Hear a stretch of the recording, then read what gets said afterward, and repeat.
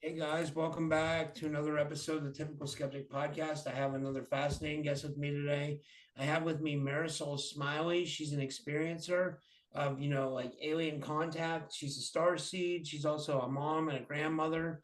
And what I like to do is I like to showcase the everyday people that are going through these events because it shows that it's really happening. That it's like, that it's a real thing that's happening to people all throughout our history here, and I want to document it because it's yeah. But Marisol, thank you so much for coming on. How are you? I'm great. Thank you for having me. My first experience, I'd like to get jump into it right away because it's been throughout my whole life. That's what I was going to Um, ask you. Did it start when you were a kid? it started when I was only 3 years old. And it wasn't scary.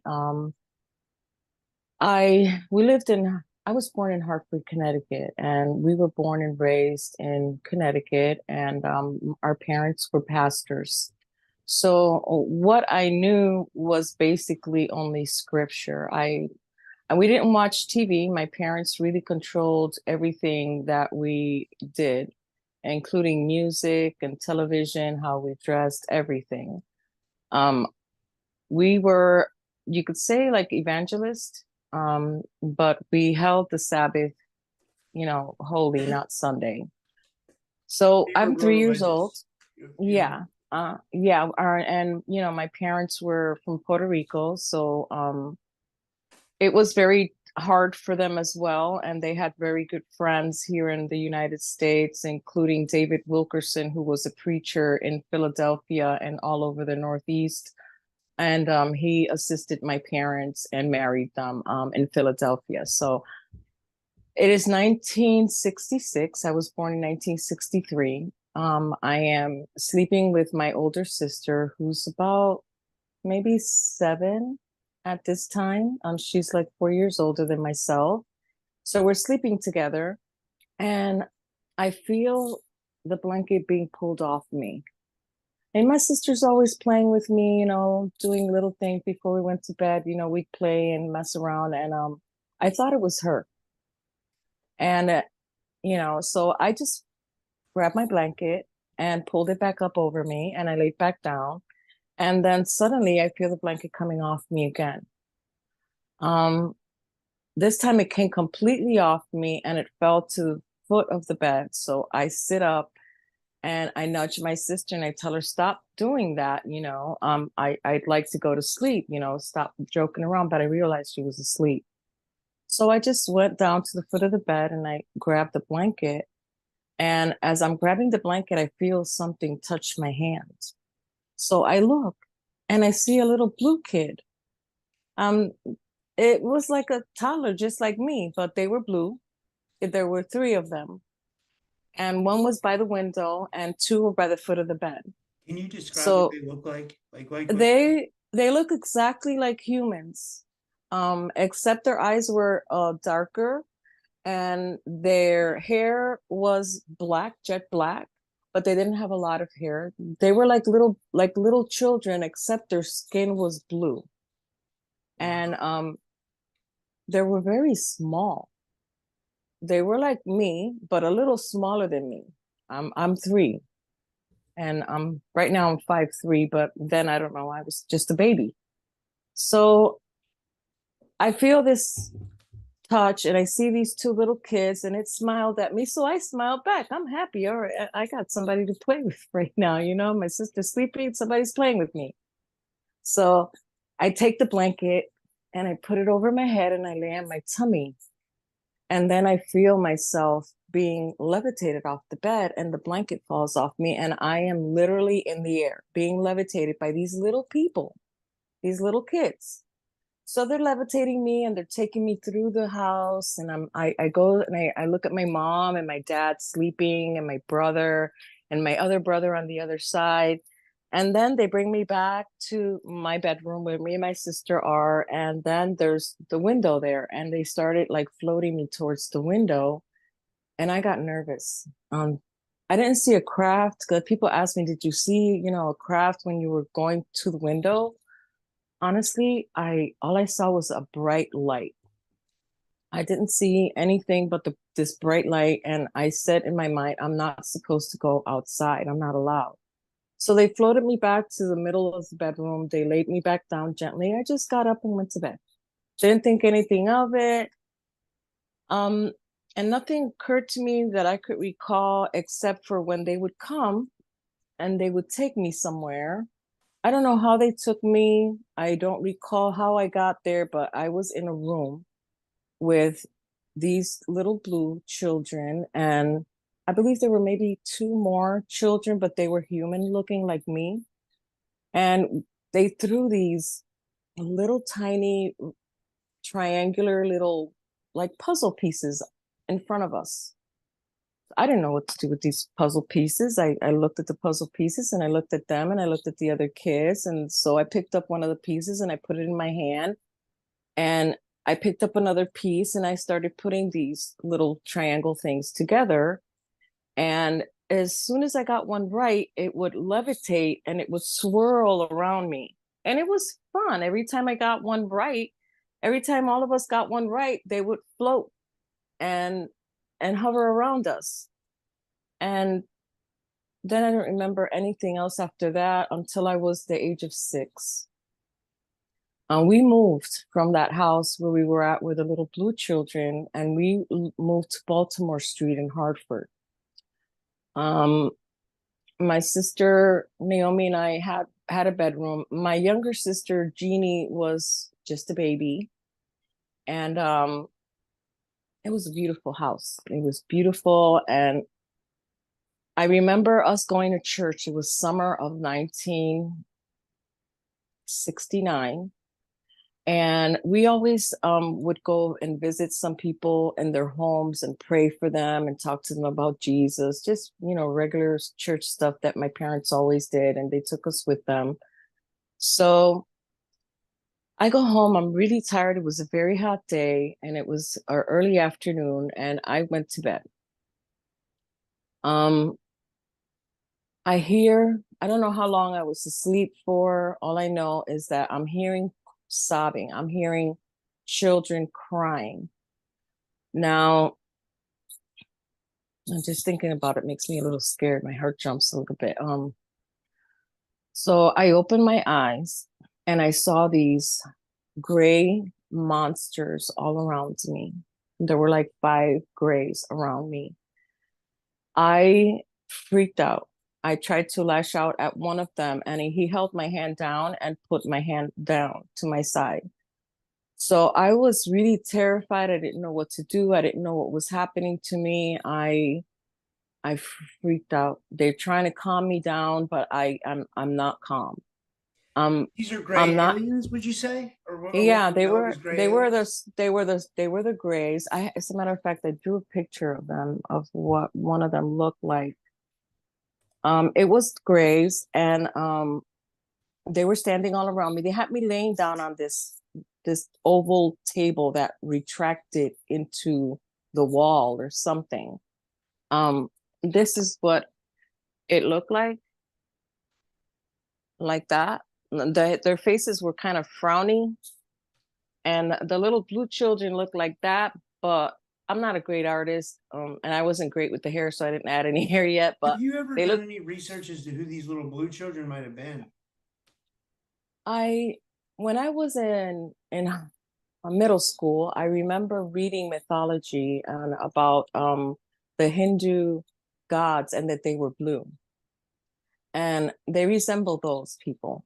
Um, they resemble the blue. Their skin was blue. They looked very human.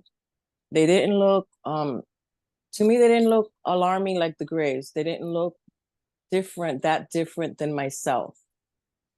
The little blue children looked more human. Now, the Greys did not look human. To me, I thought the Greys were demons. When I opened my eyes and I saw these monsters around me, I panicked. I freaked out. Um, I, sorry.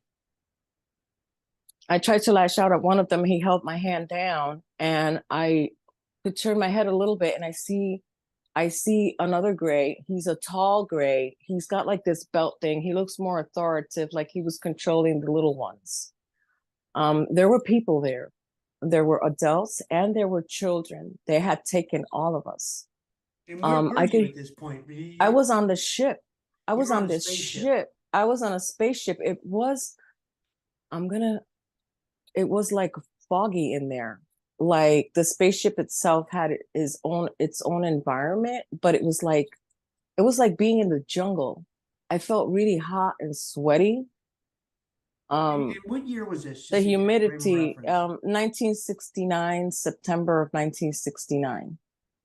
Yeah. I'm six at that age. Yeah, I'm yeah. six. What's weird is like it seemed like in the 60s, 70s, 80s, and 90s, it seemed like it was really common for these gray abductions to happen. That's why, and it doesn't seem like they're happening as much now, and that, for whatever reason. But like, like I don't know if they got what they needed or you know what I mean. Like it's I I have no clue, but they are still around and they do come.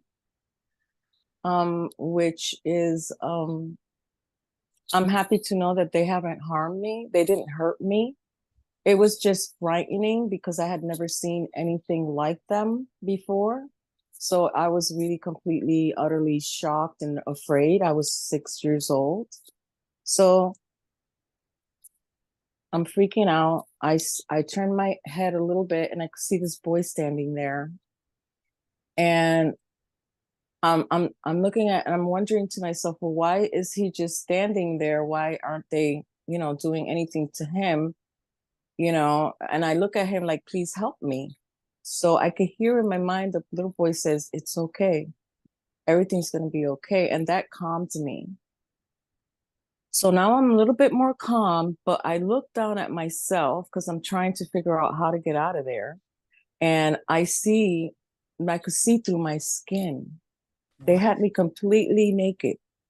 They had me completely naked on this table, and I could see everything. I could see my bones. I could see my veins. It frightened me. It shocked me. I think I was going into shock when I saw that. They were looking inside me on this table. It allowed them to see. I looked like a jellyfish. My skin was transparent. I could see my guts. I could see my veins. It really frightened me. I think I was going into shock when I saw that. Then suddenly the light of the table came off and I was normal again. I could see myself again, my normal self, my skin and everything, except I couldn't see my insides. So I calmed myself down. That calmed me. So then suddenly the table starts like leaning forward and I start slipping down. And I said to myself, here's my chance to get away. I'm still trying to figure out how to get away and why am I there? So as the table goes down and retracts into this wall space, I'm sliding down, but I don't go down. I'm trying to make myself heavy. You know how when a child doesn't want their parent to take them anywhere and they just make themselves heavy so Yeah. they don't, well, I did that. It didn't work. I was literally levitating behind this gray. And I am seeing these children. They're about, I don't know, all ages, 14. I saw a little toddler who was maybe like 3 years old, little colored boy, just sitting there on this table. And it wasn't on, so I couldn't see his guts or anything, but I could just see this little baby sitting on this table, this little boy. And then I see these kids and these people on this cubby hole in these walls. The ship had like some sort of a cubby hole, like an indentation where they would put us in. And there's no doors, there's no bars, but once you're in there, you can't get out. You cannot get out. So I see this girl, she's crouched down and she's like this. She's holding on to her legs like this. And she's maybe, to me, she was a lady. She may have been maybe like, I don't know, 15, 14, I don't know, a teenager. But the look in her face of fear, and she was like gripping her legs like this, it frightened me even more. They're going to put me in this wall. What's going to happen to me in these walls? And then I see flash. When they put some of these people in the wall, they were disappearing in a flash. Now I am freaking out again. I'm freaking out again. Oh my God, they're going to put me in these walls and I need to get out. So I look at the boy, and this boy is standing there and he sees that they're putting me in the wall. And he's like following behind the gray. and following behind me. But he's walking. He's not floating. I am, which really freaked me out too. So they put me in this cubby hole, and I see the girl that was hugging her knees suddenly flash, and she's gone. So I'm trying to get out of this wall, and I realize that there's like a barrier there. I cannot get out. I cannot get out. I'm trying to get the little boy's attention. He could see me. He comes to the wall. He tries to help me get out, but he couldn't help me. And the next thing I know, I'm outside of the craft. I am outside, I'm on the ground, and I'm laying on my back, and I have this beam of light over me, but I could see there's three grays. There's one above me, towards my head, and two down underneath this beam thing that looked kind of like a tunnel. I don't know how to explain it, but they go into this beam and they beam up real quick into this thing, this light that was above the house. It was basically this ship. The ship had multiple colors, purple, blue, green, and it kept on going, all these colors. Suddenly the light comes off of me, the other gray is gone, and I sit up.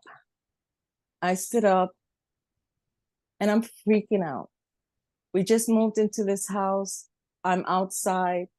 What happened to me happened to me. I don't know how I got there. I'm trying to figure out, is this a dream? What is happening to me? How come I'm outside? Now I'm outside. My parents were strict. My dad he would spank us. I was very scared to even knock on my door because I knew I wasn't supposed to be outside and I was going to get spanked by my dad. So I found some rocks. We lived on the second floor, and I tried to throw the rocks to the window, to my bedroom window, to wake my sister up. And I had never thrown rocks before, but I did. I finally woke her up, and she opened the window, and she motioned me to go to the door, that she would open the door. So I go upstairs, and I'm standing there in front of the door, scared to death because I'm outside. I know I'm in trouble for this, but I don't know what to say. I don't know what to do. So my mom opens the door, not my sister. And my mom grabs me by my hair and she pulls me aside. She's angry. She tells me to go to bed, that I had to explain to my dad how I got outside. The very next morning, we're having breakfast, and my dad walks into the kitchen, and my mom tells me to please explain to my father how I got outside last night. I looked at my mom and I looked at my dad, and I says, Mommy, Daddy, you guys are right. Demons are real and monsters, and they took me out of my room and left me outside last night. My dad didn't believe it at all. He got so upset that he backhanded me. I fell. I ran to my bedroom and hid under the bed. I don't know how much time went by after that happened. These men came to the house. Now I see this black car. No way. Beautiful. Men in black. Yeah. Are you serious? I'm serious. I see this beautiful black car. It Your looked parents like probably shit a brick when the men in black showed up, because they were probably like, something really Yeah. happened, right? Or Yeah, they really. know? Or they not know still. My parents really didn't know about the government stuff like that. They thought that they were in trouble for something, but then when they realized that it wasn't them, that it had something to do with me, things got really bad for me. These men came, and I go and I say, Mom, there's this black car, and he's parking where Daddy parks the car, and they're coming to the house. And she says, okay. So my mom, we have a lot of respect for authority figures, the government. My mom and my dad, they taught us, to love our country and to have respect for authority. So my older sister opens the door and she lets these two men in. Now, these are tall white men. They look normal. They don't look like aliens or anything like people are saying now. They look normal, but they were very thin and tall. They were wearing fedoras. They were wearing navy blue suits and black shoes. One of them corrals me, my sister, and my brother Francisco, my brother Israel, and my baby sister Jeannie into one bedroom. And then they bring my mom and my dad to the kitchen. Now, there's a hallway between the kitchen and our bedroom. So one of them kept on coming from where they had my parents to look at us. And they kept on looking at us and just, coming from one room to another. And I could hear my dad crying. I'm freaking out.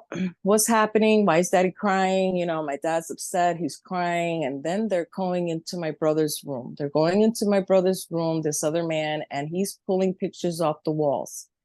He's taking my brother's pictures. He's taking my drawings because I drew the aliens. I drew the little gray guys and I drew the ship. I drew because I didn't have any other way of expressing myself or what had happened to me. I was not allowed to talk about it. And even if I was, I wouldn't because of the way my dad reacted. He hit me. So it scared the crap out of me. And these men scared my dad and my mom. So now I am in trouble. Did your parents ever tell you what they said to them? Like, what did they ask? They were talking. My mom and my dad never really discussed anything personal or anything like that with us, but they would discuss it with other people in church. So that afternoon, we went to church, and I heard my mom talking with these ladies from church about these men in black. These men came, she said, and they took all our pictures. I don't understand why they took my son's and my daughter's drawings, and we're not supposed to talk about it. I don't understand. We're in trouble. She was telling these women about these men, but at the same time, my mom really didn't understand why. I mean, she spoke English, but she really didn't understand it too well. We're Puerto Rican. And my older sister, Naomi, she was the one that would interpret for my mom and dad. And they kept my sister out of the kitchen. She was the interpreter. I don't know how they communicated with my dad and my mom, but my mom and dad understood English, but they didn't speak it very well. So these men leave. My brother's crying. I'm crying because my brother's upset. They took our paintings. They took our drawings. They took even stuff that had nothing to do with, I believe it had nothing to do with the Grays or what had happened to me. But they kind of took a whole bunch of stuff out of our house and they never brought it back.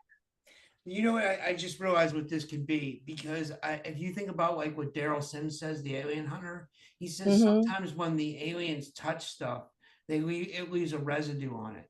So the aliens could have been in your house touching things. It could have left a residue on it, and they can run a black light over that and see, and they can test that, for whatever it is. That's just one theory.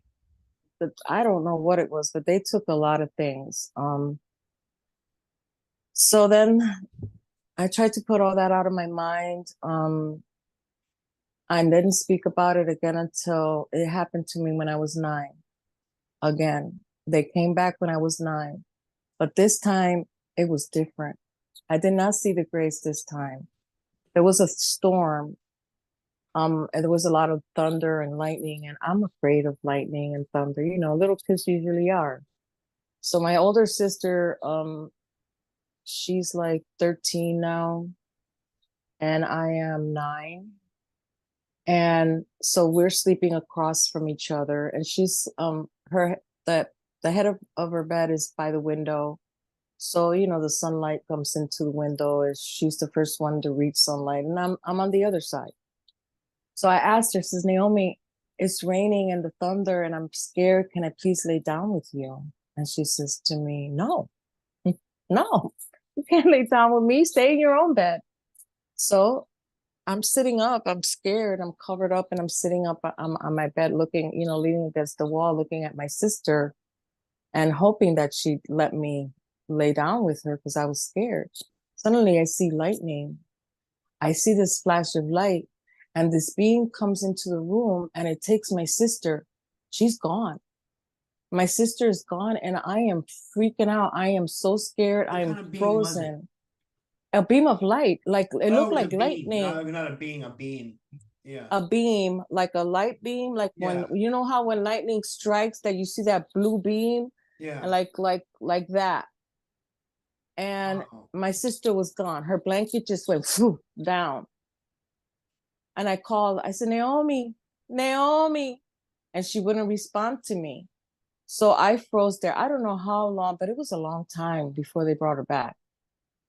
The next thing I know, the lightning and the thunder happened again, and then the lightning flash came again. But this time I saw a man. I saw this man, and he had a robe on. He looked human.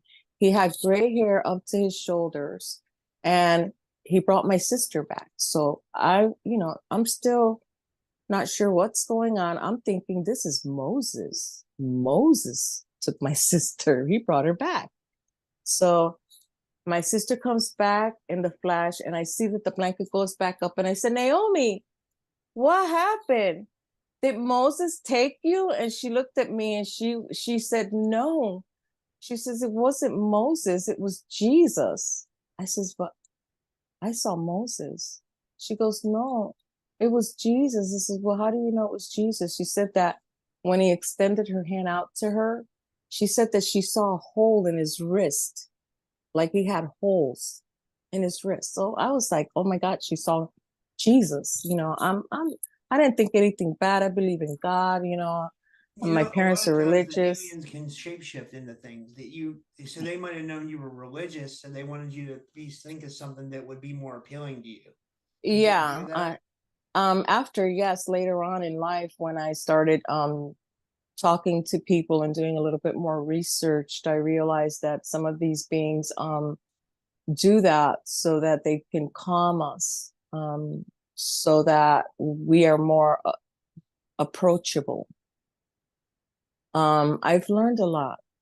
I've learned that in the years that all this has happened to me, I still had no answers. I didn't start really getting answers and putting the puzzle together until about 2012. And there were other things that my family had experienced that I was unaware of.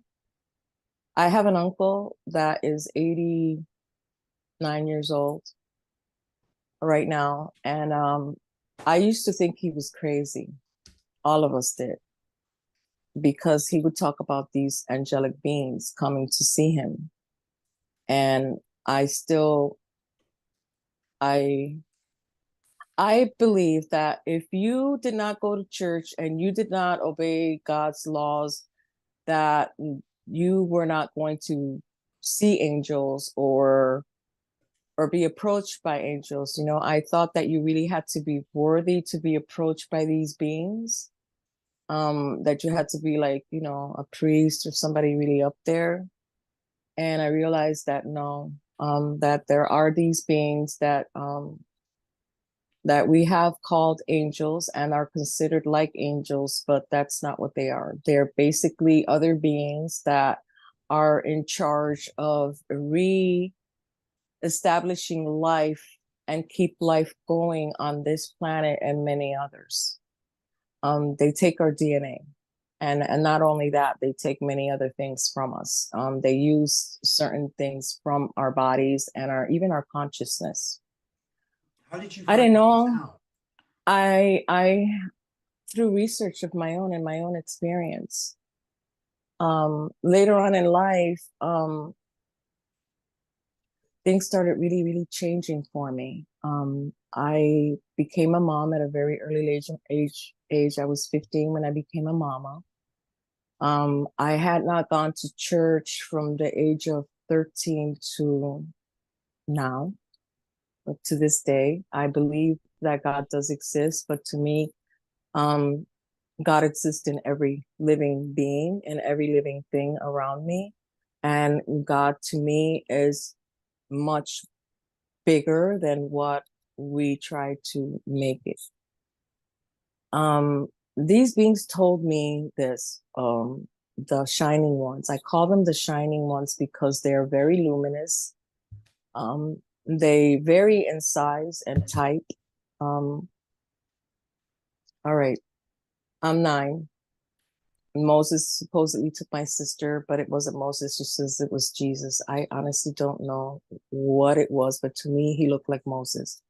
He was wearing clothing that you would see people in Egypt or Iran wearing, the robes and stuff like that, but these robes were white. Now, no matter how much I tried to ask and inquire in church and to my elders, including my mother, about these beings, these angelic beings, my mother did tell me that these beings did walk among men. And the reason that she never spoke about certain things that happened to her as well was because of my father. My father was very strict and very controlling. So my family has been dealing with these tall, white beings for before I was even born. So I thought my uncle was crazy. He would talk about these beings, but I really didn't believe it. I thought it was, I thought he was crazy, but he wasn't. So now I didn't have another experience again until I was about, um, until I was about 18, 17, 18. I got my apartment and it's me and my baby. She's 2 years old. I'm 17. I was with their dad for 9 years. But he was very unfaithful. He had a lot of other girls that he would see, but I was very young and innocent and very naive, and I wanted to just be with that one person. I didn't believe in sharing myself with anyone, or just because he left me or he's with someone else that I was going to do the same. I have morals and I was raised differently. I went to sleep with my daughter. I was pregnant, but I hadn't gotten checked or anything, but I knew I was pregnant. I had missed my period. I knew I was pregnant, but I was scared. Here I am. I already have a 2-year-old. I'm pregnant again. I'm scared to have this other child because I'm going to be stuck with this person. And I know this person isn't right for me. So I went to sleep with my daughter and I had this dream. I dreamt that these beings took me, this tall, pale looking white man took me, and he brought me to this forest place. And it was a dream. To me, it was a dream. I still think it was a dream. It felt like a dream, but it was real because of the marks that I was left when I woke up. Okay, so they took me into this forest. I'm sitting there with this lady. I really can't see the lady very well, but she's sitting there and I am there. I know that I'm not wearing any clothes. I am completely nude. And this lady is also nude. And she's sitting there and I'm sitting there. And I'm like, well, why am I in this foresty place? So then I see this tall being. He was very, very tall. My head reached his waist and he motioned me to come. So I follow him and he does this motion and this light opens up, like this orb thing comes out and it opens up and it's getting bigger and bigger. And then I'm inside this ball. I'm inside this ball thing with this tall, angelic looking being, and he's taking me somewhere. I don't know where he's taking me, but he's taking me somewhere. And I feel, you know how when you get that vertigo feeling? Yeah. I feel vertigo. I feel vertigo. I feel sick, like I'm going to throw up, but I don't. Suddenly, I find myself on this bed. I'm on this bed and I don't want to be in this bed. It looked like the beds that they bring you when you go to the doctor, but this bed was kind of weird. It had these things that, like clamps or something, that would clamp your hands, your wrist, your ankles, and then there was another thing that protruded upward that opened your legs. It was something that protruded, like opened my legs. I freaked out. I didn't want this to happen to me. I'm fighting. I don't want this. I'm looking at this lady. I see this lady talking with these two tall white beings. They glowed. They were so white, they kind of like paper. And their hair was very, very white. But you could see their skull through the hair, but they had hair. You could see the hair and the beautiful big blue eyes. So this lady comes towards me and I want her to help me. I need for her to help me get out of there. And so she just takes her hands and she puts them like this on my head and she looks at my face and she says to me, calm down. You agreed to this. And I'm looking at her like, what the hell are you talking about? I agreed to this. Calm down. I agreed to this. They were taking my baby. They took my baby. They took my baby. You took your baby? Yeah, they took my baby out of me. I saw them take my baby out of me. And they put it in like this little vessel thing and the silver thing. And it like went into like a funnel. Like the fetus, they took it with everything. The little, I could see it. Everything, the placenta, everything, like a little sack, like a little egg. My baby, they took it. So I'm like, what are you doing? Why are you taking my baby? And he was telling me that it wasn't my baby, that it was their baby, and that they choose me among many other people on this planet, that they choose to breed, to keep, I don't know what, to keep human life, I guess. I don't know. But they took my baby. So I wake up to the father of my children, and I wake up to him, and he kisses me. He wakes me up, and so I sit up, and he notices something, and his eyes open up, and he looks at me, and he says, "Where you been?" I says, "I've been here sleeping." He goes to me, "Where did you get those marks on your wrist?" I did not even know that I had anything wrong. I didn't know that I had any marks, anything. He pointed everything out. I have very, very, very long hair.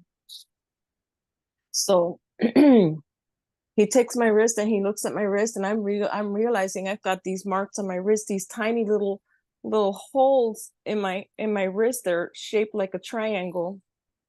Then I've got these. That's common with abductees. Yeah. And then I've got these marks between my knees, like, my inner thighs right here, and both my inner thighs. I've had these marks, and then I had them on my ankles, and then in the back of my neck, on my left side, I had another mark that was like a circle with a line down, and it was all like little dots, like tiny little dots, making these shapes, triangular shapes, in this other shape. So he leaves mad. Who gave you those hickeys? And obviously, they're not hickeys. You could tell, you could see all the little dots and everything. I don't know what to say to him. I don't even know how I got these marks or anything. I know I was dreaming. And they took my baby. So I'm bleeding. I wake up, I'm bleeding. I go to the bathroom, and I'm really happy that I didn't tell him that I was pregnant. I didn't want to be with him, to be honest with you. I didn't love him. I just felt an obligation to stay with him because he's the father of my children. And that's the way I was raised. When you're with that person, that's that person for the rest of your life, for better or for worse. Even though we weren't legally married or anything, my mom convinced me that I had to stay with this person because, my reputation or what have you, religion, things like that. So I put it out of my mind because in a way, you go through this denial stage in your life. You don't want to believe certain things. You're still kind of in shock.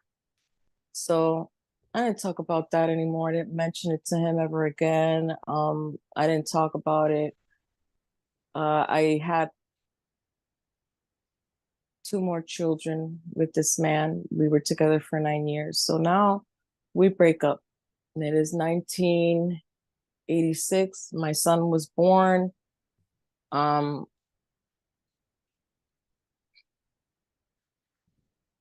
so I was having a hard time in my life, and it was the 80s, and the father of my children, he was arrested. So they put him away for a while. And so this time now I'm free. I can leave. I'm having an interview, Nene. So now I can leave and I'm free. I'm free from this person. And so I I go and I stay with my sister. My kids are staying with my mom. And my sister only has a small little apartment. I couldn't stay with my mom because she didn't have enough room for all of us. So I stayed with my sister. My sister lived in this beautiful condo in Southington. It was beautiful. That one of the walls was just a complete window from the floor to the ceiling. So you could see the woods out in the back and everything was just beautiful. So I was sleeping on the couch in her condo. And I'm sleeping and I feel this light on my face. I feel this light. So I open my eyes and I just turn. I didn't think nothing of it. I didn't think it was ETs.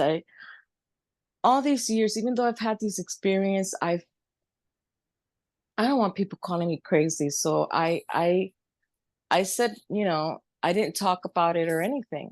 I didn't want to be looked at this at the like my uncle, the crazy lady. So I turn away from the light and I turn towards the back of the couch, and then suddenly I find myself outside. I'm outside and I see this head, glowing head. I see this glowing head and I am like, wow, what the heck is that? At first, I didn't even know if it was a head or what it was because it looked like a light coming towards me. But I see suddenly like this shimmer, like next to me. I feel like staticky and I feel, this staticky feeling. I'm barefoot, I'm outside, I'm wondering what the hell am I doing out here? But I'm still thinking in my mind, I'm thinking, oh, this is just a dream, this is a dream. This is not really happening. And this is man. He's about 8 or 9 feet tall. Whatever outfit he was wearing, once that I started feeling that tinkling feeling, I started seeing these little like circuitry in the air, but it wasn't in the air. It was literally what he was wearing. And he was standing next to me. He was so big and tall. I thought it was in the air, but it was actually his clothes. It was like some sort of a cloaking device or something that he had on his clothes. I could only see his head, but then when he started moving, I could see all these little chip things on his clothes. I realized, oh my God, this is a man. This is someone standing next to me. And he looks down on me, and I really had I couldn't stop from going with this man. I didn't even know why the hell I was following him. I was just following this guy into the woods behind my sister's condo. Now, this being, his head is glowing. He's about 8 or 9 feet tall. My head was like to his shoulders, to the belt part. My head was around this part of his body. So he was really big. And because his head was glowing and I couldn't really make out what his face was like, I thought it was just like a glowing ball or something. I really didn't know what it was until his outfit did a glitch or something to it where I could actually see him. I could see he's wearing this really tight suit on. He's very, very tall and his head is glowing. He's got something like a watch, like the Anunnakis, something like that I saw.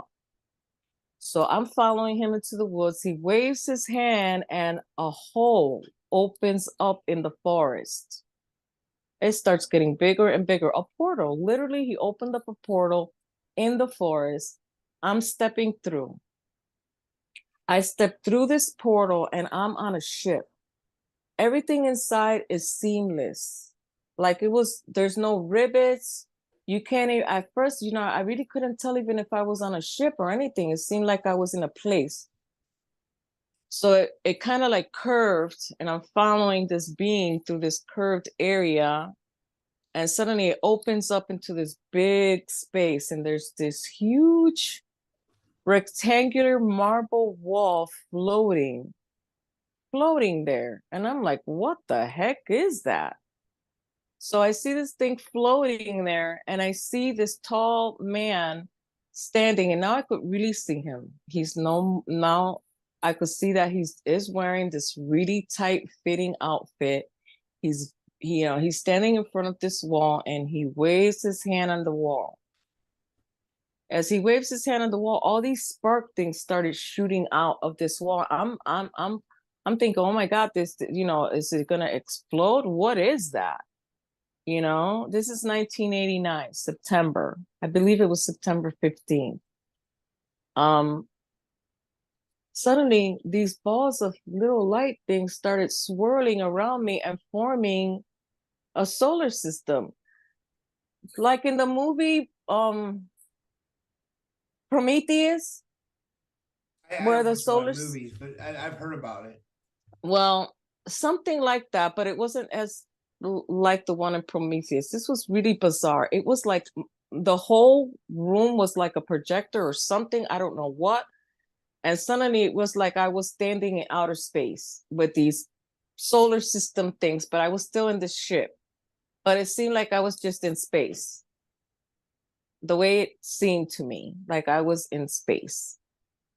So I see these solar system, and he's trying to communicate with me about where he's from, where they're from.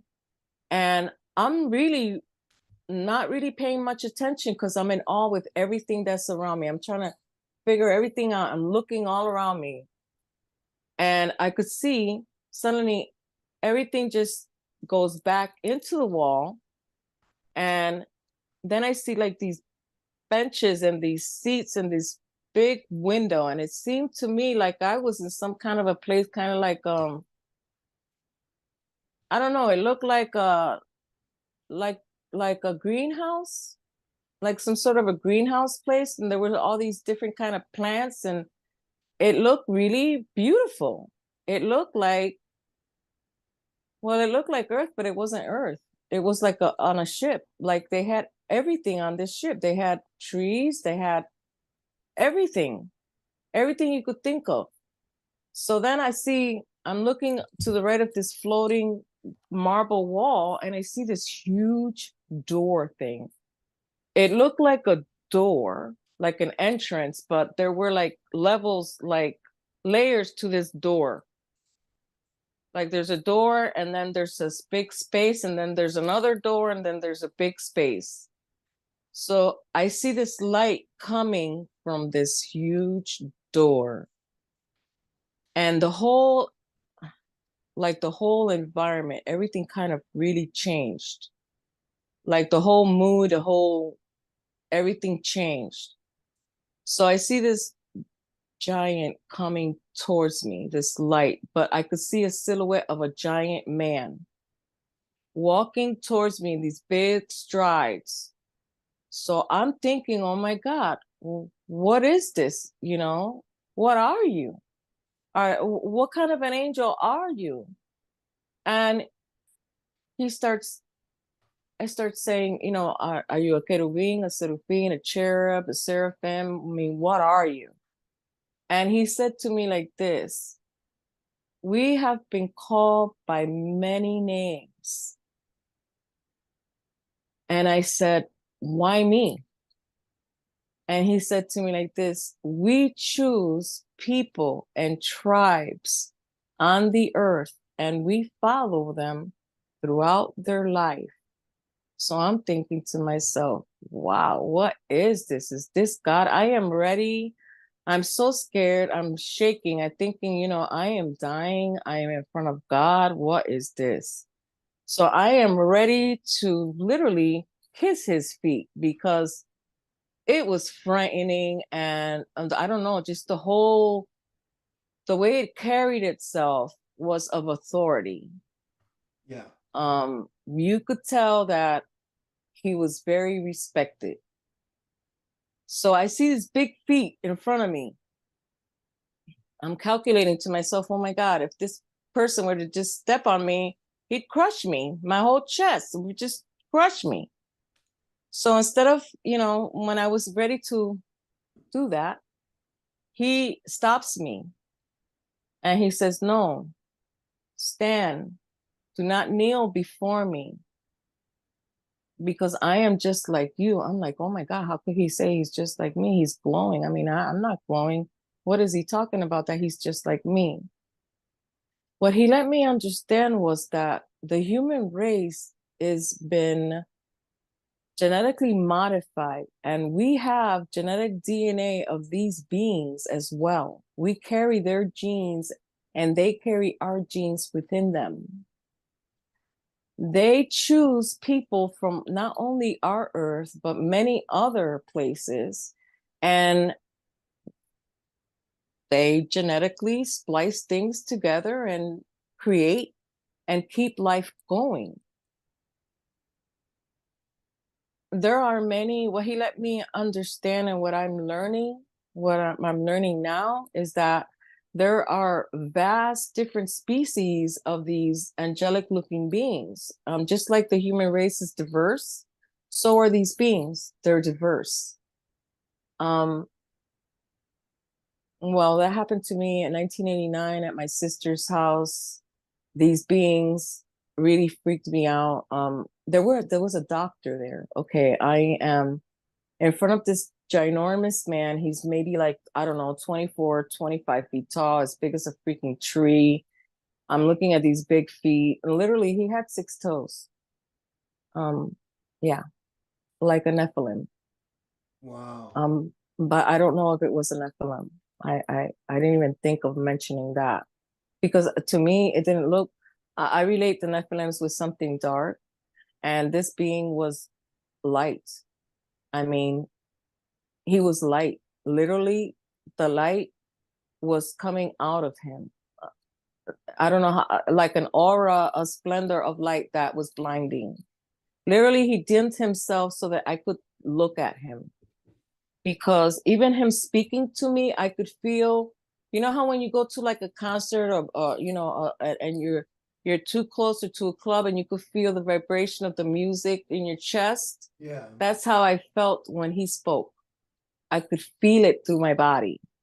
Yeah. So that scared me. I thought, I'm dead. I'm in front of God or his angels. Something's happening here. And then I started asking him why me, because I haven't gone to church. I relate these beings with religious things, like angelic beings, things like that. I did not know that they're these beings that are angelic, but they're not like angels the way we think of them as angels. They're not here to, rescue you and help you like that, like we think. They do help us, and they do give us, guide us and assist us, but they can't really intervene the way we think, the way I thought. I thought, oh, I'm I believe in God and I go to church, I'm saved, and angels are going to come and they're going to help me. And I thought differently. But what they taught me was that there is technology that we don't even that is so beyond what we have, that it's like magic. I mean, he could literally, he could say something, and like I was thirsty. I got thirsty. I asked for something to drink, and this little doctor guy thing gave me something to drink. And the next thing I know, I am seeing other beings. Like, what he gave me to drink allowed me to see the other entities that I could not see, that were right there with me, which was also really scary for What me. did this doctor thing look like? Oh, I drew him too. Hold on. He was he looked, his skin had the texture of a catfish, and he had face kind of like a catfish, but he was very pale. Hold on. I got a picture. I drew him too somewhere here. But he gave me something to drink, and once I drank that, here he is. He looked like that. And he gave me this drink. I drank it, and my thirst was completely gone, but I started seeing stuff. I started seeing these other entities, and there was these one entities that were like kind of like light beings, but they were really small, and the light that was emitting out of their back was like a prism, and it caused like a rainbow, so they looked kind of like a butterfly. And then there were these smaller little beings that looked like children. They looked like grays, but they were pale, like really, really white. And then they had other little brown ones with a longer back part of their head, but they were little, like a little 2 and 3 year olds, just walking around, doing things, you know? So then I'm skipping a lot from that experience. This was in 1989. What this angelic giant showed me was that there are other crafts. They look black. There were these ugly looking ships all over Saturn. He said that we need to be wary of those. I don't know why he showed me this. This is 1989. There were these crafts parked in the rings of Saturn waiting. It was like a warning, but I don't know. This is 1989. Who am I going to warn? I mean, I didn't have no internet, no cell phone. I mean, this is stuff that they're showing me. And I didn't even know that this stuff even existed. So wait, he's telling you that there's craft in the rings of Saturn that we have to be worried about. Yes. There's crafts. They're black crafts. They look kind of like the Black Knight, but they're different. They're kind of shaped like the Black Knight, but they have more pointier things on them. Like there's the black fleets. What? The black light? What do you mean? Like the Black Knight satellite? Oh yeah, like Billy Carson, the Black Knight satellite. Yeah. It has kind of the shape of the Black Knight satellite, but there's lots of them, like fleets of them. And he said to be wary of those, that this is why they're doing what they're doing now. I didn't really understand, because I honestly believe he was showing me, but also trying not to make me panic, because I honestly, everything that was happening to me, I was freaking out, man. Yeah. I'm like, what is happening to me? With good reason, right? I mean, like, these are like weird alien beings. It's 1989. I mean, yeah. Did you even know about communion then? Like Whitley Strieber's Communion? Or no, as a matter of fact, in 1991, my brother brought that book and gave it to me to read. The Communion. Yeah. And some of the things that happened to him, are kind of freaky, kind of like, yeah, these beings he talks about the blue guy. Like in an old Art Bell interview, he talked about blue guys. He said these blue guys would lure him out into the woods, and like they would like, he said the blue guys he encountered were like really mean. The blue guys weren't mean to me. No, they were very playful. Yeah. I don't know why they were mean to him. Well, I mean, but they were a different blue per, but I mean, there's from what different people species. Say, this world's like teeming with entities. We don't see any of it because our vision's so limited. Like. Well, one thing I didn't understand, and I'm learning, is that now they don't even have to take you physically. They could just take your consciousness. Yeah. I mean, literally, they can heal you by taking your consciousness while you're asleep. And what they do is they take part of your consciousness and they tweak something in there that has to do with your DNA or whatever sickness you have. And then they put it back down. They put it into this like tube thing, and they send it back down like light back into your body. I mean, you're not even aware, there's no surgery involved. It is just like magic. Yeah. And they can heal you. I mean, I was deaf in my left ear, and I had an experience in 2019 while I was sleeping. I have trouble hearing in my left ear. So I heard this bang, and it woke me up. And then I heard again another bang, and it was the cat. It knocked something down, and I could actually hear. I was like, oh my God, I could hear. I had not been able to hear out of my left ear since I was like 7 years old. And 2019, I could hear. I could hear out of my left ear. It's healed. They did that. They did that. They fixed my ear. I thought it was a dream. I saw a light, like a light. I didn't think anything of it, you know. See stuff here and there, you know, these little lights and little orbs come in the house. So I don't really, it becomes to a point that you really don't pay mind to it anymore. You know, it's like, okay, they're here looking, checking things out. Because they do that. They send their little orbs into the homes and they check things out and see what you're doing or what have you. Well, these same little orb things is the same way that they could take stuff and put it inside of us and take things out of us without even cutting us open. It's really, really incredible. These angelic beings have and you know, you don't think about it when you see those movies about Jesus and you see these people riding camels and, you know, they look very primitive. They don't have really any technology. You know, you don't think of these beings having technology, but they have technology that far surpasses anything that we could ever think of, and which is really incredible.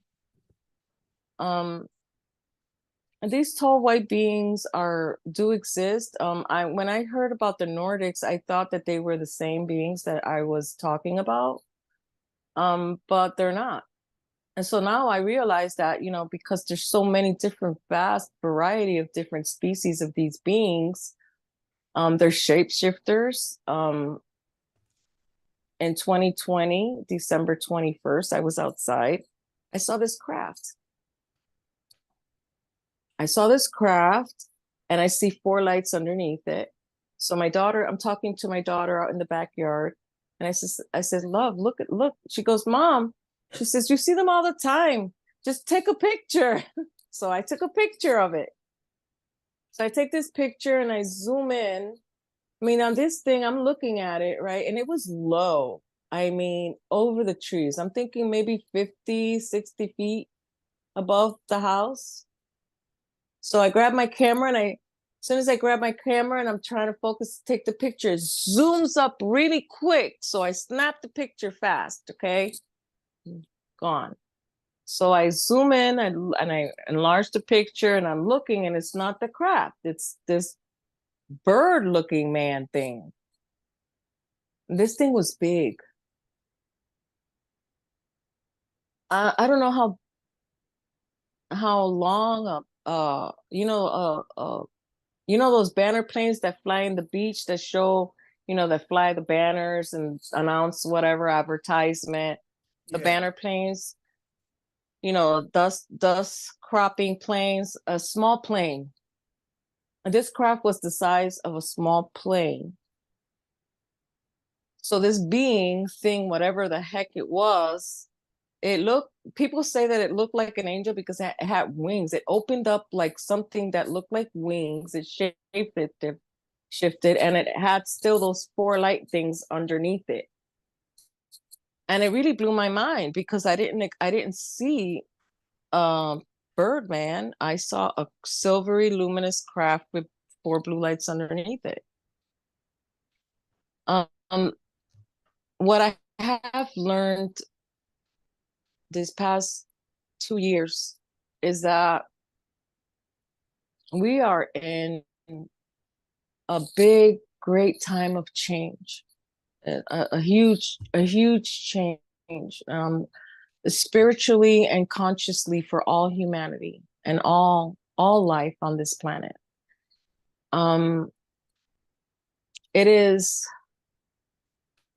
We're changing. I am changing. I can do things that I never thought I could ever do.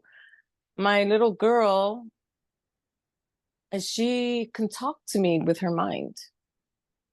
And I thought that you really needed to have some kind of skill or something for that to happen. And my little girl can actually hear my thoughts, which is kind of alarming for me. I have to really watch what I'm thinking around her. And I didn't think that stuff was real. I mean, this stuff is really happening to these kids, to all of us. We're all changing, all of us. everyone is going through their own ascension. What they also told me is that, which really made me cry and really gave me a lot of anxiety, is the earth. How precious life on this planet is and how precious this planet is. I didn't know that the planet was alive. You know, I know that the planet holds life, like plants and people and fish and things like that, but I didn't know that the planet itself is alive.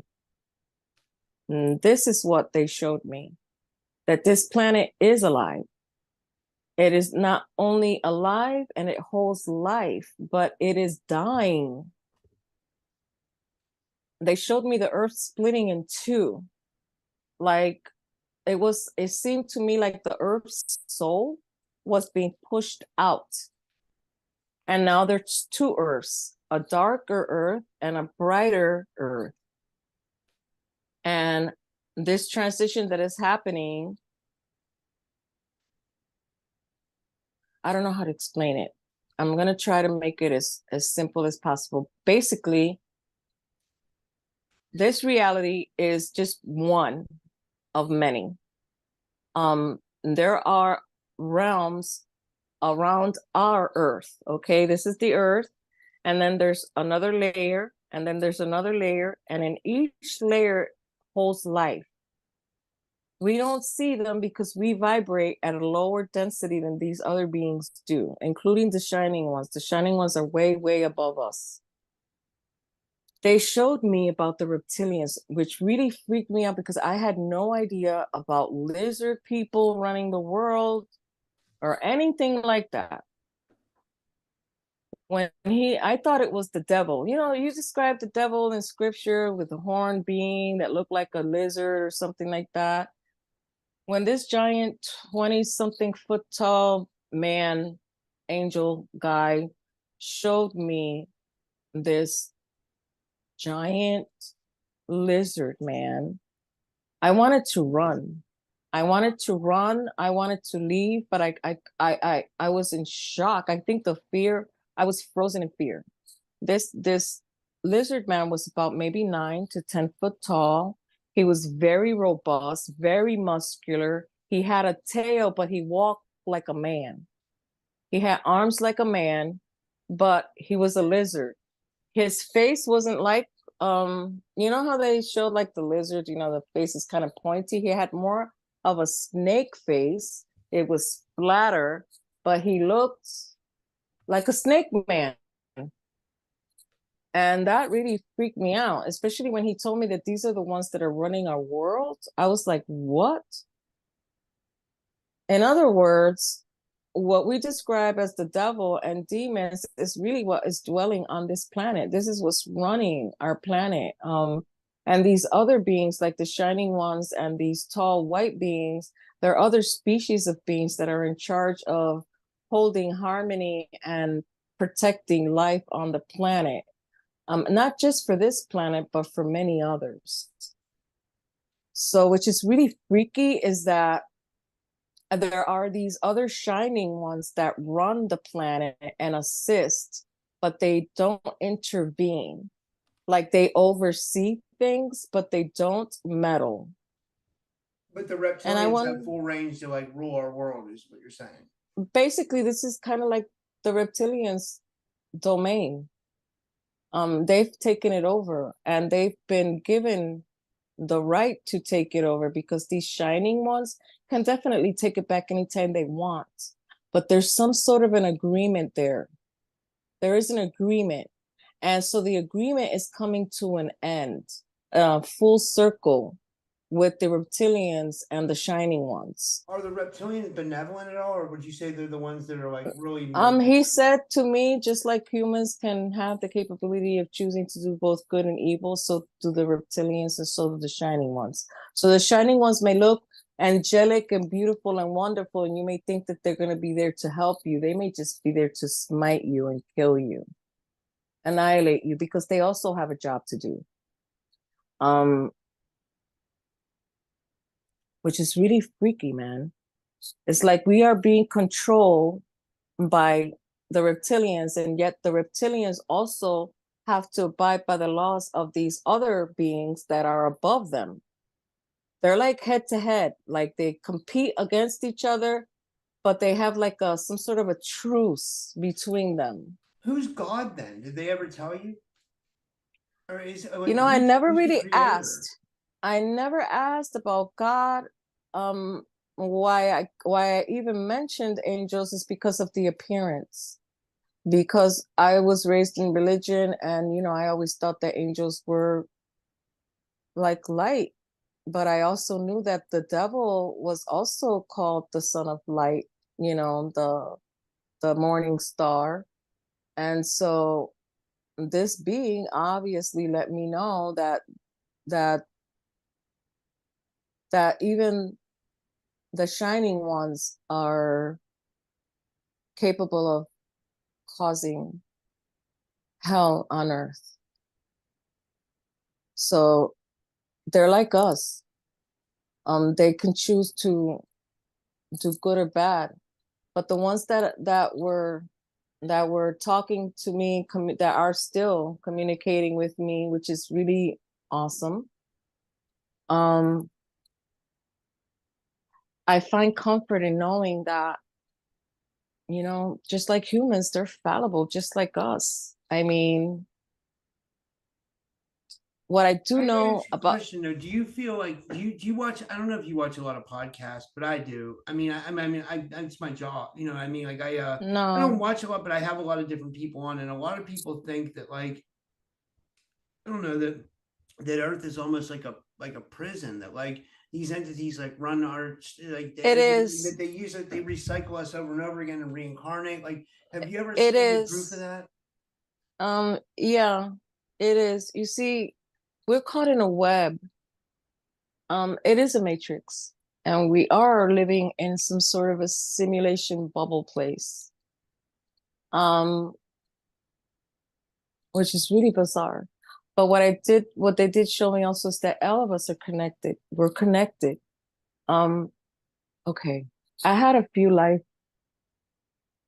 experiences where I died. The first one was when I was 16. I had caught pneumonia and I died. I was dead for, I don't know, a few minutes. And those few minutes, I didn't realize that I was dead. I thought that I was dreaming. Saw my body.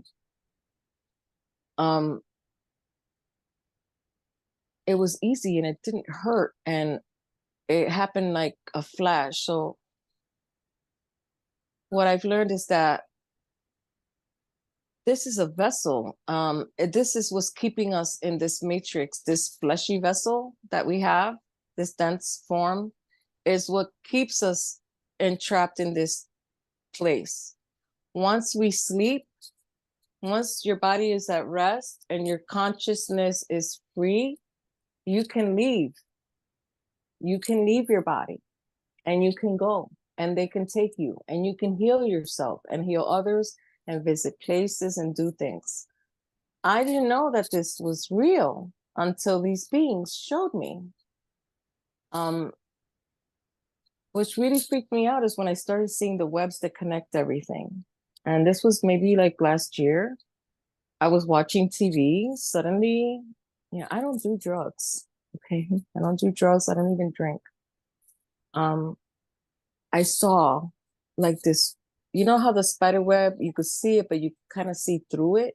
Yeah. That's exactly what they look like. But it's all over everything. Everything that you see, and it has depth. What do you mean? I Like, I'm trying to understand. okay, like when you got the VR glasses, Yeah.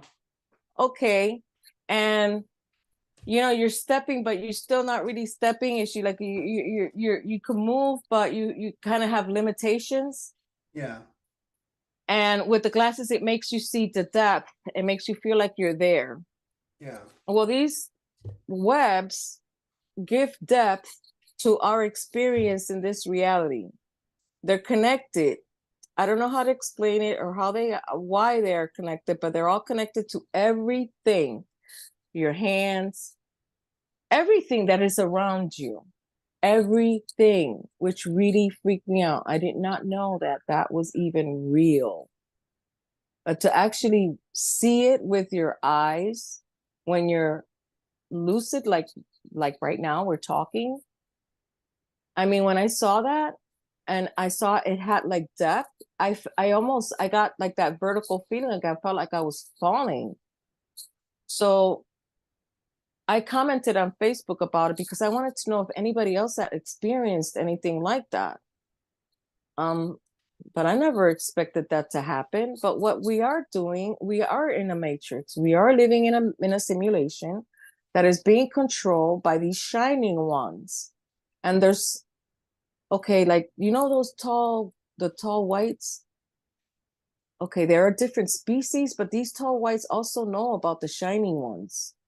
And they're all like collaborating, and they all have a purpose on the earth to do something to help humanity, and not only humanity, but all life, the trees, the fish. As a matter of fact, that there are beings living in the ocean that I was really, I mean, I see fish and stuff, and I've eaten fish, and I never thought of a fish as a soul. You know, I didn't think of a sea creature like I would think of you or myself as a higher being, but they are. There's so many lives, beings, even in the ocean, that I had no clue, none. And these beings are not only bringing life and taking life from the earth and from people and from plants, but the ocean, everything. I mean, this ginormous light being, 25-foot tall man, showed me this place that looked like Elysium, where they were doing all kinds of experiments, all kinds. They showed me a place where they had fetuses, human fetuses that were all pale. They didn't have no color. It looked like an empty shell, just the fetus and everything, everything that was needed for this life to be alive, but it hadn't been imprinted with anything, was like a clean slate. And he showed me that in the future, that the life that was being harvested was not human from us now. He told me that the earth, what is running the earth, the reptilians don't want us to be human anymore. They want to take the human part out of us so that they can control us, sell us, patent us, steal our consciousness, our very souls. And that'll be terrible for humanity, because if we think we're in prison now, it'll be even worse then. And that's not what they want. This is not what life was meant to be, controlled like this. We're supposed to be free. And this is why this is happening too, because our freedom is at stake. We've been held prisoners here on this planet for centuries by these other beings that have just come to control us when we weren't meant for this. We were meant to evolve, and we were meant to collaborate with our star brothers and sisters. I mean, at one time we walked together. That's why I got a question for you. It's throughout your experiences, like it seems like you've been talking like they've come through a portal. So do you think they're coming interdimensionally, or do you think they're coming from Yes. space? No, they're coming interdimensionally. They don't need a craft. I mean, these beings that are so far surpassed our, they don't need a craft. They could just pierce through space and time, and just with a thought. It was just amazing. I mean, I didn't know that there was anything faster than the speed of light, Yeah. One but thing there you mentioned is. was you said that you travel at night, like when you go to sleep. Like I've been trying to have um well, I've been trying to have like out of body experiences, you know. I'm really trying to have an out of body experience, and like, you know, it's you know, I don't It's know. difficult unless you use assistance, like some sort of mushroom or something like that, like ayahuasca. There are shaman and people out there that can help you with that. I don't know why it's happened to me. But I know that when I had my out of body experience, when I had my okay, like in I got C. diff in last year. I got it twice in February and then again in June. Uh, I was dying, man. The C. diff had me so bad that literally I was leaving my body and I could actually I saw these beings, the little guys, come back and they were running through my bedroom and I asked my husband, I wake him up. He was sleeping. I wanted him to see what I was seeing. Plus I was feeling pain and I felt death. Literally, I could feel like I was dying. And it frightened me. I don't want to die. I got these little girls, so, my life. I don't want to die. I'm scared. No matter what people tell you, you shouldn't fear death or what have you, really, you're gonna fear death, okay? When you feel your soul leaving your body and you have this happening to you, you don't want that to happen. So this is happening to me. I wake my husband up and I'm seeing these little toddler little guys. I didn't know they were there to help me. I thought, I'm really sick. I'm seeing some shit, So I wake up my husband to see if he could verify, do you see what I see? No, he didn't see what I saw. But these little guys are there. So then I feel like the bed, somebody's sitting next to me by my shoulders, and I look and it's this little girl. And she looks down on me. She's very pale, she's very tiny. Um, she looks human, but not. And she tells me that she's here to assist me. She taps me in the forehead. I'm out.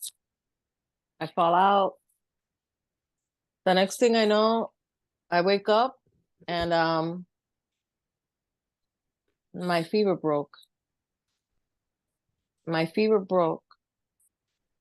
Um, but what I saw when I was gone, I saw like a blue something come out of me. And I saw this blue thing that came out of me go into like a tube of something. And then there was cloudiness in there. And then this blue thing, it came shooting back down and went inside of me. I don't know what it was. It was like a blue light. It was very faint, it looked like a teardrop. And it came inside of me and my fever broke. And that was in February. I felt better and my C. diff went away. And then I got it again in June. But when you are having an out-of-body experience, the detachment of it happens instantaneously. And when you come back, you're pulled. It's like you know that feeling like when you're falling asleep and you kind of like feel like you're gonna fall? Yeah. That you'll feel that, when you're pulled back into your vessel. You'll feel the pull. And it is a pull. It's like you have something wrapped around your waist, like a rope or something that you don't see, but it is there. And you can travel from one realm to the next. And in some of these realms, there's gatekeepers. They won't let you go if you're not prepared or you're not, I don't know, something. They may not let you go to a certain point. They'll stop you. And then you'll get to a certain point where there's all these other different kinds of entities. I mean, all different kinds, and they all want to talk to you. It's like they know, they see you and they all want to talk to you. They all wanted to talk to me. And they were all talking at the same time. So because they're all talking at the same time, I could not understand what they were saying. And this really disturbed me. Were they talking English? Like they can just talk English? Like they were talking to me. It seemed like they were talking. I could see their mouths moving, some of them, but there were lots of them.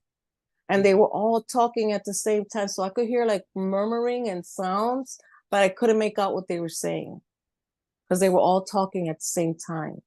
And it really freaked me out. I Yeah. felt overwhelmed.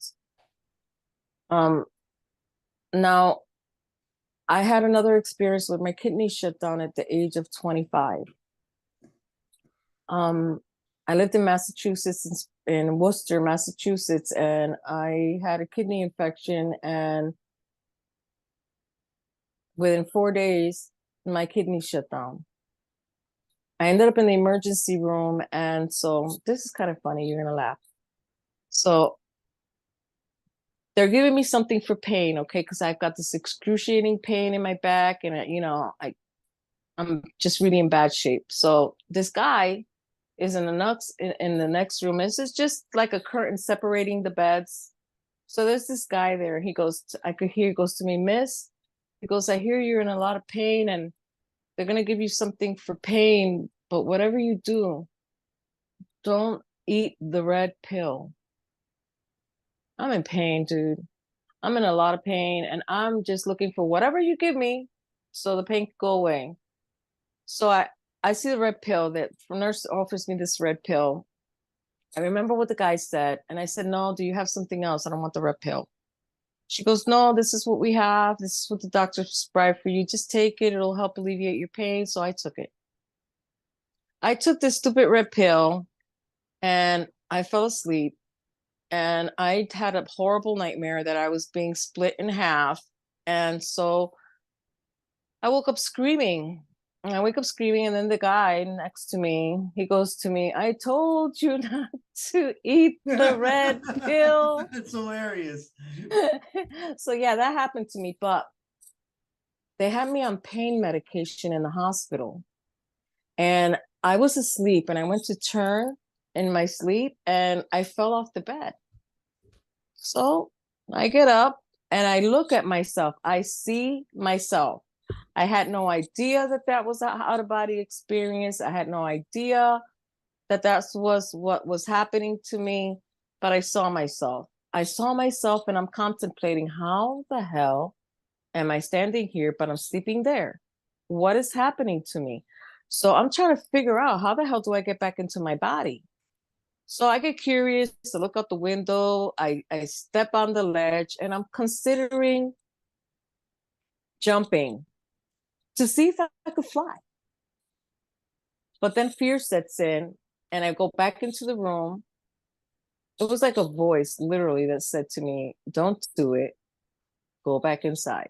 So I go back into the bed, into the hospital room, and I walk around my body, and I look at myself, and then I hear something in my head that tells me, just sit and lay down. So I sit on my body, and I lay down, and I wake up. So out of body experiences happen in ways that you wouldn't even imagine.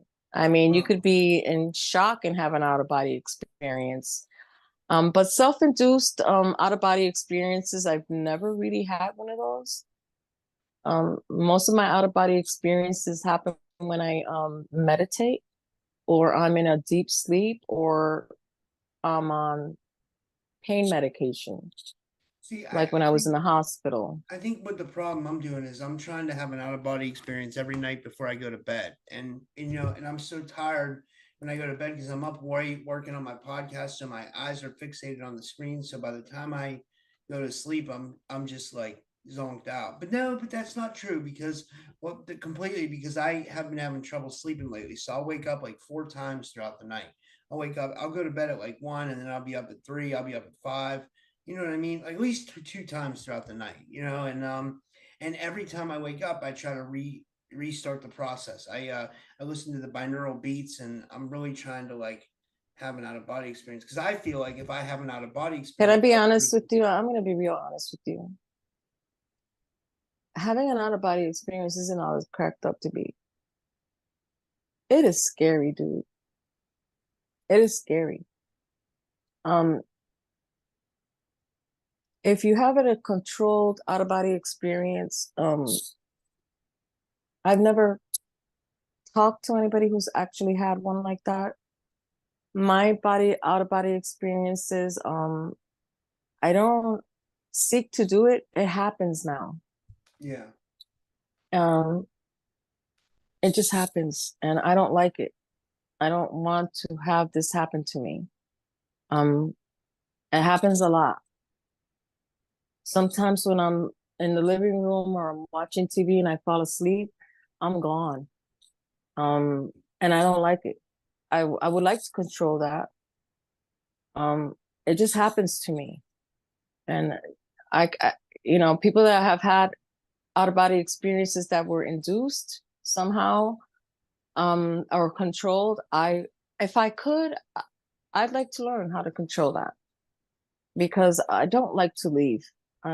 Sometimes I don't want to even go to these other realms. Some of these other realms really they're hard to navigate.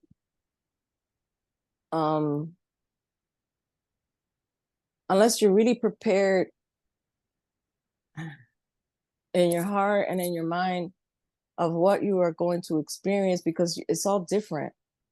All of us have it's like what I've seen and what I've learned from my experience is that we can pierce through both space and time with our astral traveling. It's really bizarre, but there's also beings there that, you might not really want to mess with. I mean,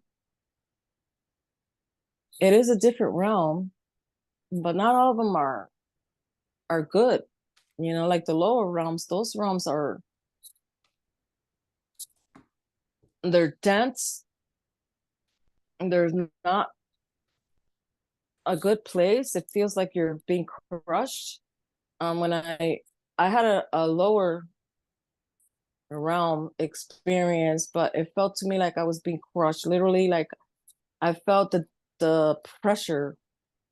The pressure was too much for me. I could not cope with the pressure of the dense, the way it was down there. And I was literally pushed back up, like flung out of the dark. So the dark could be good. You have to learn how to embrace the darkness along with the light. But the darkness, I'm beyond that. So I don't vibrate like that anymore. So I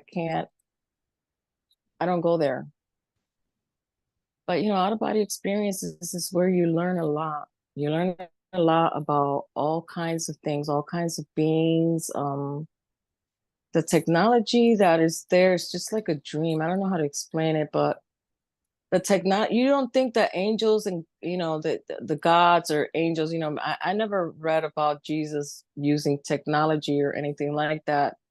I read about things like that from the Bhagavad Gita and things like that, where they have that piercing fire thing, whatever, like a laser, and then they had nuclear weapons and all that. They have technology that is so far beyond what we have. It's really like magic. Wow. Like magic. Wow. So, how? We don't have much time. How many more experiences have you had, like since? My God, I've had many. The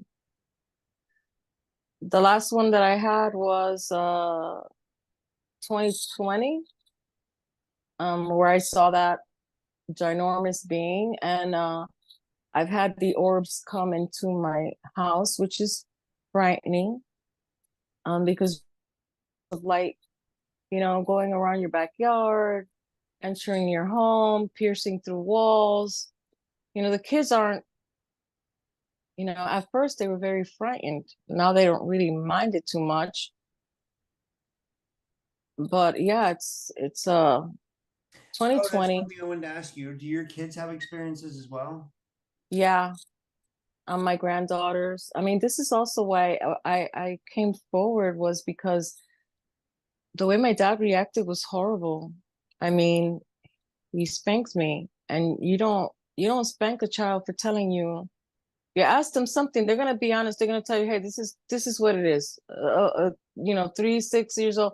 You're not gonna lie, invent stories, And plus, I knew that lying was a sin. It wasn't. It's just the way my dad reacted, and then the trauma of being in this place with these beings and all these people and children crying, and you know, it was just frightening. It was just like a nightmare. They didn't hurt me. I wasn't hurt, physically harmed, but the shock and the experience of it was traumatizing for me. And then the way my dad reacted was even worse. It made me afraid. I mean, we were being taken, my sister and I couldn't even run and say, Mom, help me. You know, Naomi was taken. I mean, when they took my sister, I wanted to run and say, Mom, you know, my sister's gone. But I was so scared to even say anything to my parents after these men in black came and threatened my dad. I mean, it was like things were happening to us, but we couldn't say anything. And if we did, nobody would believe us. Nobody would care. We would get hurt. Did your dad ever say anything to you about the Men in Black ever? No, my dad left shortly. My dad left when I was 11. This happened when I was like 6 and then 9. And 3 years later, my dad left. So no, never. My mom, yeah, we did get to talk to my mom. I did get to talk to my mom. My mom helped me a lot. My mom, she took me to the library. Experiences as well? She had experiences, but she never talked about it. She did tell me about this devil. And she said like this to me. She said that after my brother was born, that the devil came to her. I says, what do you mean the devil? She says, oh yeah, mark my words, the devil exists. I says, well, what do you mean, Mom? I know that the devil exists, but when you saw him, what did he look like? She said that he had snake like a lizard, he had a tail, and that he walked like a man, and that he wanted my brother.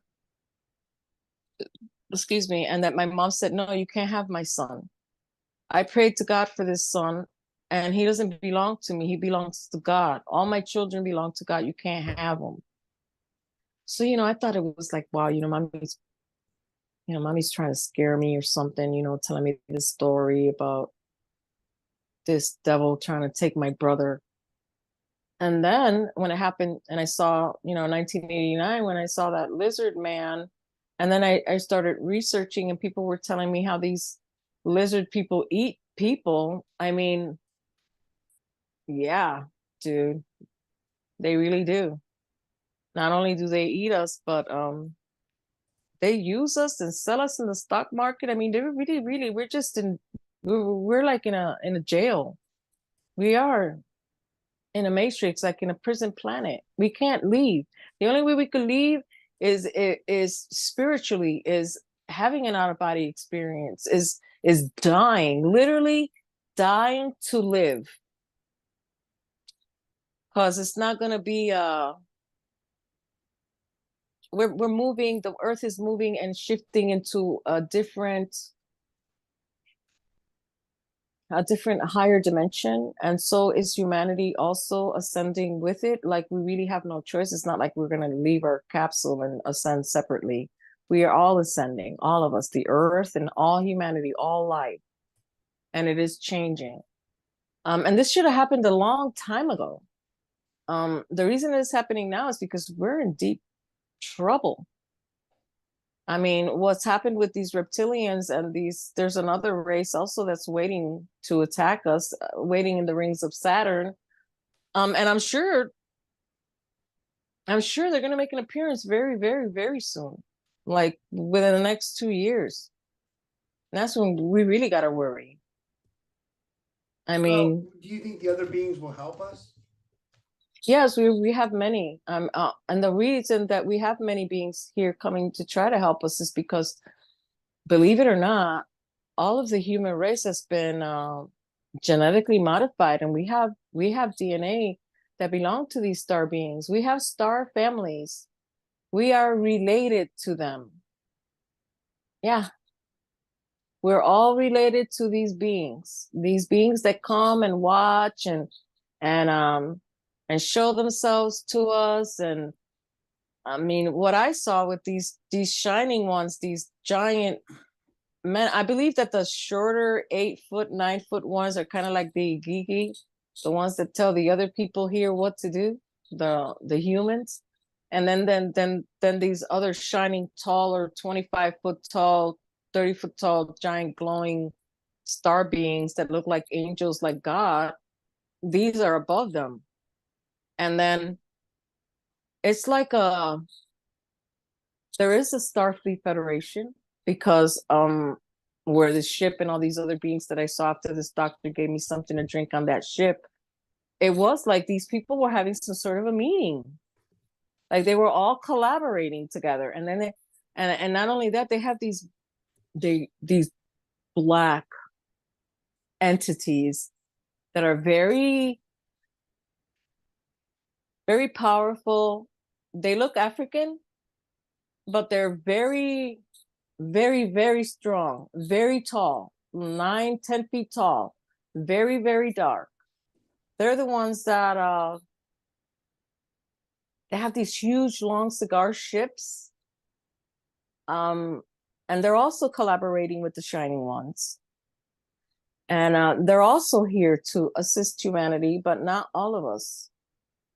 There's something about some of the humans that they want to eradicate, because humans have been misogynized with something that's negative and is basically killing life on the planet. And they want to stop that. But they can't really intervene. We have to like ask for help. We have to ask for help. They're just not going to come and say, hey, this is happening to you. But the ones that know what is happening to the star seeds that are here on the planet, they're waiting. They're helping, and they are going to save a lot of people. But millions and millions of people are going to die. And that's what breaks my heart, is when I saw all the people dying, all of the people.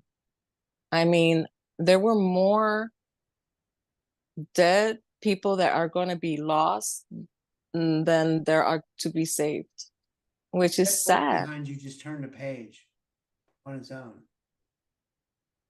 Oh, it's my mother's Bible. It was moving up and down. I don't know. I caught. No, that's okay. It's just the fan. Oh, okay. I didn't know if that was a spirit or something or what. No, no. It's the fan. I have a fan on because it's kind of hot in this room.